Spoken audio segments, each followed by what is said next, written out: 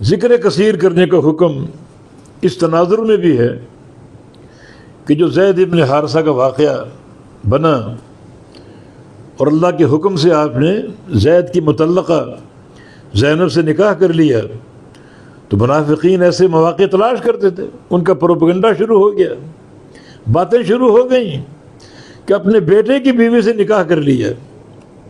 مسلمان رنجیدہ اور پریشان ہے۔ اللہ تعالیٰ فرما رہا ہے کہ تم رنجیدہ نہ ہو، ان سے الجھنے کی کوشش نہ کرو، رب سے تعلق جوڑو ذکر کثیر کی صورت میں، اللہ ان کو دیکھ لے گا۔ تمہارا کام کیا ہے؟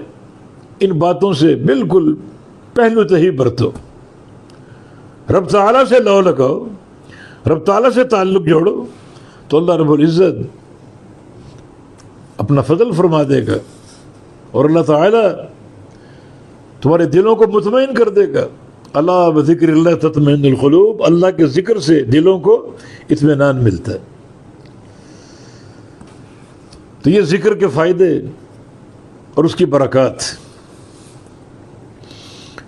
فرمایا کہ تحیتہم یوم یلقونہ سلام وعد لہم اجرا کریما، اور ان کا تحفہ جس دن وہ ملیں گے اس کو، ان کا تحفہ، ان لوگوں کا جو اللہ کا ذکر کرنے والے، صبح و شام کی اوقات کو مختص کرنے والے، ان کا تحیہ، ان کا تحفہ کیا ہوگا؟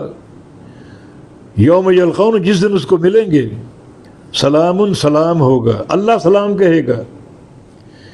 جس دن ملنے کے 3 معنی ہیں، جب اس مراد وقت موت ہے، وقت موت، اللہ تعالیٰ وقت موت ان کو سلام کہے گا، سلام قولا من رب الرحیم۔